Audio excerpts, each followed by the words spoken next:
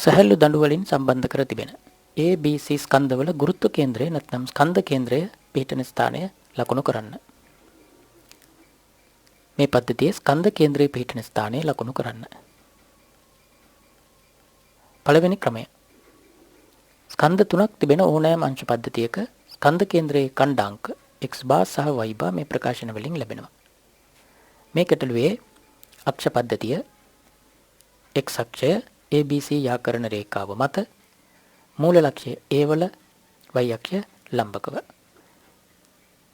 ස්කන්ධ කේන්ද්‍රයේ පිහිටන්නේ x අක්ෂය මත. ඒ නිසා y ඛණ්ඩාංකය ස්කන්ධ කේන්ද්‍රයේ y ඛණ්ඩාංකය y bar බිඳුවයි. ස්කන්ධ තුන මේ විදිහට තෝරනවා A M1 B M2 C M3. මූල ලක්ෂයේ M1 ස්කන්ධය මත ඒ නිසා x1 මූල ලක්ෂයේ සිට M1 ස්කන්ධයට තිබෙන දුර x දුර බිඳුවයි. M2 kilogram 3යි. මූල ලක්ෂයේ සිට දුර x2 මීටර් 2යි.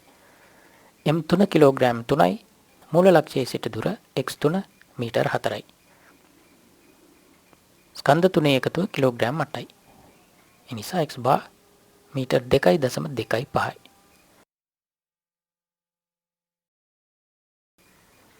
දෙවෙනි ක්‍රමය. BC කියන මේ පද්ධතියේ ගුරුත්ව කේන්ද්‍රය පිහිටන්නේ BC වල මධ්‍ය ලක්ෂයේ. සමාන ස්කන්ධ දෙකක් නිසා ගුරුත්ව කේන්ද්‍රය පිහිටන්නේ මධ්‍ය ලක්ෂයේ. අනුපාතය 1:1යි. දැන් P එකේ තියෙන කිලෝග්‍රෑම් 6ක ස්කන්ධයක් BC වෙනුවට ආදේශ කරන්නට පුළුවන්.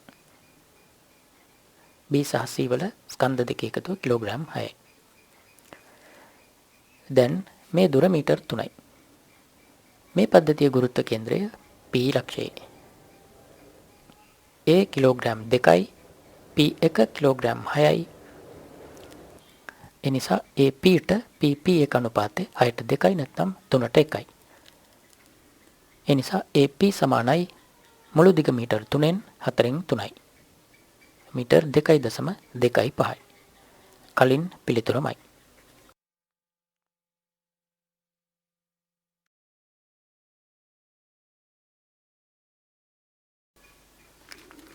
ඍජුකෝණී ත්‍රිකෝණයක ශීර්ෂවල පිහිටන මේ අංශ පද්ධතියේ ගුරුත්ව කේන්ද්‍රයේ පිහිටීම ගණනය කරන්න. ඍජුකෝණී ත්‍රිකෝණයක ශීර්ෂවල තිබෙන මේ අංශ පද්ධතියේ ගුරුත්ව කේන්ද්‍රයේ පිහිටීම ගණනය කරන්න. අංශ තුනක් තිබෙන පද්ධතියක ගුරුත්ව කේන්ද්‍රයේ ඛණ්ඩාංක x bar සහ y bar මේ ප්‍රකාශන වලින් ලැබෙනවා.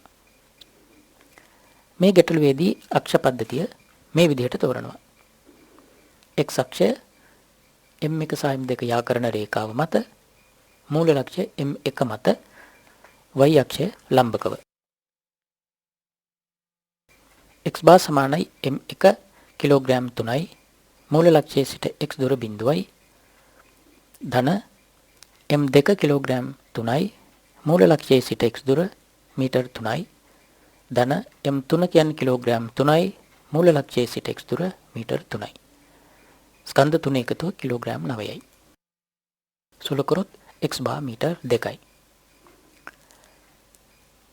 y bar සමානයි M1 කිලෝග්‍රෑම් 3යි. මූල ලක්ෂයට y දුර බිඳුවයි. ධන M2 කිලෝග්‍රෑම් 3යි. මූල ලක්ෂයේ සිට y දුර බිඳුවයි. ධන M3 කිලෝග්‍රෑම් 3යි. මූල ලක්ෂයේ සිට y දුර මීටර් 1.5යි. ස්කන්ධ තුනේ එකතුව කිලෝග්‍රෑම් 9යි. සුළු කරොත් y bar මීටර් 0.5යි. ස්කන්ධ කේන්ද්‍රයේ පිහිටීම x bar මීටර් 2යි y bar මීටර් 0.5යි.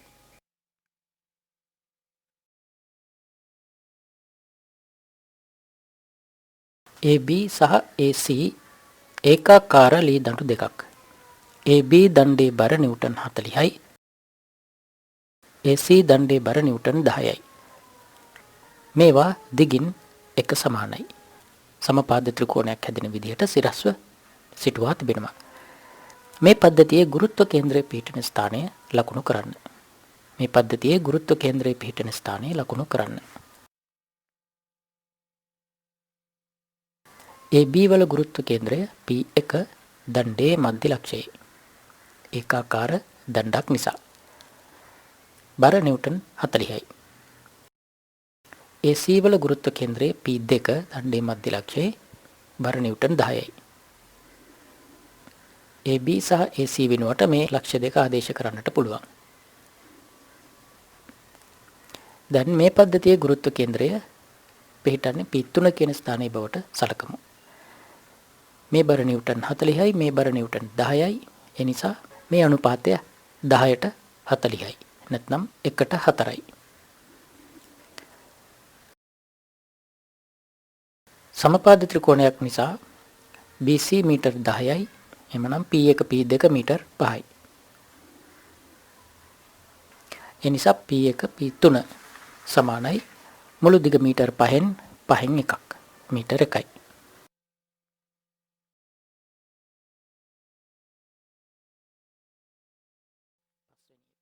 ඒකාකාර ඝනකමක් තිබෙන මේ තහඩුවේ ස්කන්ධ කේන්ද්‍රයේ පිහිටීම ලබා ගන්න. මේ තහඩුවේ ස්කන්ධ කේන්ද්‍රයේ පිහිටීම ලබා ගන්න. පළවෙනි ක්‍රමය. මේ වස්තුව ඍජු කෝණාශ්‍රාකාර කොටස් දෙකක එකතුවක් විදිහට සලකන්නට පුළුවන්. x අක්ෂය y අක්ෂය. පළවෙනි කොටසේ වර්ගඵලය මීටර් 3 වැඩි කිරීම 1 වර්ග මීටර් 3යි. තහඩුවේ ඒකක වර්ගඵලයක ස්කන්ධය ρ නම් මේ කොටසේ ස්කන්ධය m1 3 වැඩි කිරීම ρ. ක්‍රියා කරන්නේ මේ කොටසේ ස්කන්ධ කේන්ද්‍රයේ විකර්ණ ඡේදනය වන ස්ථානයේ. නිසා ස්කන්ධ කේන්ද්‍රයට තියෙන x දුර මේ දුර මීටර් 0.5යි y දුර මීටර් 1.5යි. දෙවෙනි කොටසේ වර්ගඵලය මීටර් 1 වැඩි කිරීම 1 වර්ග මීටරයයි. ඒකක වර්ගඵලයක ස්කන්ධය ρ. එහෙමනම් මේ කොටසේ ස්කන්ධය m2 සමානයි 1 වැඩි කිරීම ρ. ඒ ක්‍රියා කරන්නේ මේ කොටසේ ස්කන්ධ කේන්ද්‍රයේ x දුර මීටර් 1.5යි y දුර 0.5යි මීටර් 0.5යි. මේ තහඩු දෙක වෙනුවට මේ අංශු දෙක ආදේශ කරන්නට පුළුවන්. අංශු දෙකක් තිබෙන පද්ධතියක ස්කන්ධ කේන්ද්‍රයේ ඛණ්ඩාංක x බා සහ y බා මේ විදිහට ලැබෙනවා. m1 3යි ρ ස්කන්ධ කේන්ද්‍රයට x දුර මීටර් 0.5යි ධන m2 ρ ස්කන්ධ කේන්ද්‍රයට x දුර මීටර් 1.5යි බෙදීම ස්කන්ධ දෙකේ එකතුව 4යි ρ. සුළු කරොත් x බා ලැබෙනවා මීටර් 0.75ක්. මේ විදිහටම y බා සමානයි m1 3යි ρ ස්කන්ධ කේන්ද්‍රයට y දුර 1.5යි මීටර් ධන m2 කියන්නේ ρ ස්කන්ධ කේන්ද්‍රයට දුර මීටර් 0.5යි ස්කන්ධ කේන්ද්‍රයට y දුර බෙදීම ස්කන්ධ දෙකේ එකතුව 4යි ρ. සුළු කරොත් y බා ලැබෙනවා මීටර් 1.25යි. x බා මීටර් 0.75යි y බා මීටර් 1.25යි.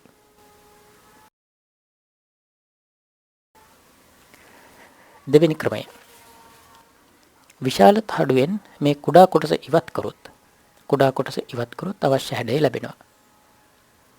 x අක්ෂය y අක්ෂය. විශාල තහඩුවේ වර්ගඵලය මීටර් 3 වැඩි කිරීම මීටර් 2 වර්ග මීටර් 6යි. විශාල තහඩුවේ වර්ගඵලය. ඒකක වර්ගඵලයක ස්කන්ධය ρ නම් මේ කොටසේ ස්කන්ධය m1 විදිහට සලකනවා m1 6යි ρ විශාල තහඩුවේ ස්කන්ධය. ක්‍රියා කරන්නේ මේ විශාල තහඩුවේ ස්කන්ධ කේන්ද්‍රයේ x දුර මීටර් 1යි y දුර 1.5යි. ඉවත් කරන කොටසේ වර්ගඵලය මීටර් 1 වැඩි කිරීම මීටර් 2 වර්ග මීටර් 2යි. ඒ නිසා මේ කොටසේ ස්කන්ධය m1 2යි ρ. ක්‍රියා කරන්නේ මේ කොටසේ ස්කන්ධ කේන්ද්‍රයේ x දුර මීටර් 1.5යි y දුර මීටර් 2යි. අංශු ඉවත් වීමක් නැත්නම් අඩුවීමෙන් හැදෙන පද්ධතියක්. ඒ නිසා පද්ධතියේ ස්කන්ධ කේන්ද්‍රයේ x ඛණ්ඩාංකය x බා සමානයි m1 x1 ඍණ m2 x2 බෙදීම m1 ඍණ m2. අංශු දෙකක එකතුවක් නම් මේ ධන ඉවත් වීම නිසා ඍණ. ආදේශ කරොත් m1 6යි රෝ ස්කන්ධ කේන්ද්‍රයට x දුර x1 මීටර 1යි ඍණ m2 2යි රෝ ස්කන්ධ කේන්ද්‍රයට x දුර මීටර 1.5යි බෙදීම m1 ඍණ m2 4යි රෝ. සුළු කරොත් x බා මීටර 0.7යි පායි. මේ විදිහටම y බා සමානයි m1 y1 ඍණ m2 y2 බෙදීම m1 ඍණ m2 m1 6යි රෝ ස්කන්ධ කේන්ද්‍රයට y දුර මීටර 1.5යි ඍණ m2 2යි රෝ ස්කන්ධ කේන්ද්‍රයට y දුර මීටර 2යි බෙදීම m1 ඍණ m2 කියන්නේ 4යි රෝ. සුළු කරොත් y බා මීටර 1.2යි පායි.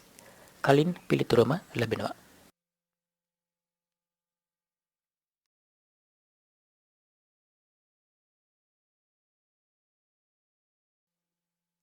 ප්‍රක්ෂිප්ත චලිතයේ උපරිම පිහිටීමේදී අභ්‍යන්තර පිපිරීමක් නිසා කිලෝ 30ක ස්කන්ධයක් කිලෝග්‍රෑම් 10ක සහ 20ක කොටස් දෙකකට කැඩී යනවා. කුඩා කොටස සිරස්ව පහළට වැටෙනවා නම් විශාල කොටස පොළවට වැටෙන d දුර ගණනය කරන්න. විශාල කොටස පොළවට වැටෙන d දුර ගණනය කරන්න. අභ්‍යන්තර පිපිරීමක් එනිසා ස්කන්ධ කේන්ද්‍රයේ චලිතයට බලපෑමක් නැහැ.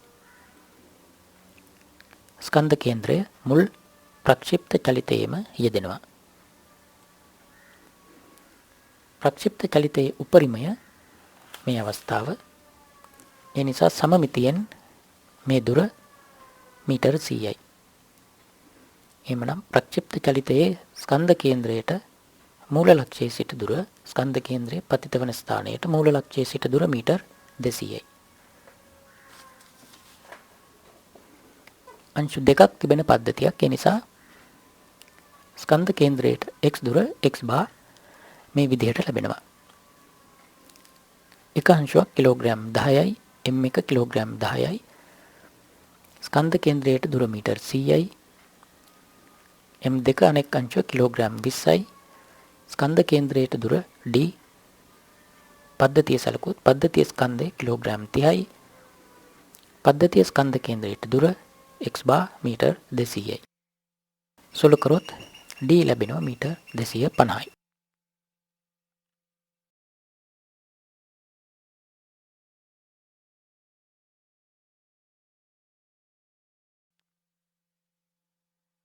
නිශ්චලව තිබෙන පහුරක් මත එක කෙළවරක සිටින මිනිසෙක් අනෙක් කෙළවරට ඇවිද යාමේදී පහුර ගමන් කරන දුර ගණනය කරන්න. මිනිසාගේ ස්කන්ධය දීලා තිනවා කිලෝග්‍රෑම් 50යි, පහුරේ ස්කන්ධය කිලෝග්‍රෑම් 100යි, පහුරේ දිග මීටර් 4යි. පහුර ගමන් කරන දුර x විදිහට සලකනවා.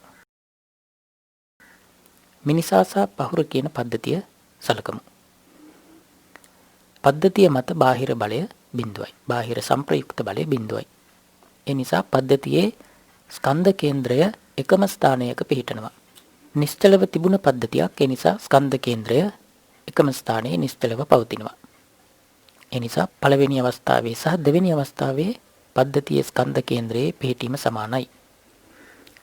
ආරම්භක පිහිටීම මූල ලක්ෂය x අක්ෂය තිරස්ව මේ විදිහට තෝරනවා. ස්කන්ධ කේන්ද්‍රයේ පිහිටන්නේ x අක්ෂය මත. පළවෙනි අවස්ථාවේදී පද්ධතියේ ස්කන්ධ කේන්ද්‍රයේ පිහිටීම x බා සමානයි. පහුරේ ස්කන්ධය කිලෝග්‍රෑම් 100යි. වැඩි කිරීම ස්කන්ධ කේන්ද්‍රයට දුර පහුරේ ස්කන්ධ කේන්ද්‍රයට දුර x දුර මීටර් 2යි. ධන මිනිසාගේ ස්කන්ධය කිලෝග්‍රෑම් 50යි. ස්කන්ධ කේන්ද්‍රයට දුර මීටර් 4යි. බෙදීම මුළු ස්කන්ධය පද්ධතිය මුළු ස්කන්ධය කිලෝග්‍රෑම් 150යි.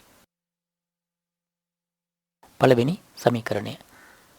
දෙවෙනි අවස්ථාව සැලකුවොත් ස්කන්ධ කේන්ද්‍රයේ පිහිටීම x බාමයි. x බා සමානයි පහුරේ ස්කන්ධය කිලෝග්‍රෑම් 100යි. ස්කන්ධ කේන්ද්‍රයට දුර මේ අවස්ථාවේ ස්කන්ධ කේන්ද්‍රයට දුර x ධන මීටර් 2යි. ධන මිනිසාගේ ස්කන්ධය කිලෝග්‍රෑම් 50යි. ස්කන්ධ කේන්ද්‍රයට දුර x මිනිසා සිටින්නේ මේ කෙළවරේ. ඒ නිසා මිනිසාගේ ස්කන්ධ කේන්ද්‍රයට දුර x. පද්ධතියේම ස්කන්ධය කිලෝග්‍රෑම් 150යි. දෙවෙනි සමීකරණය.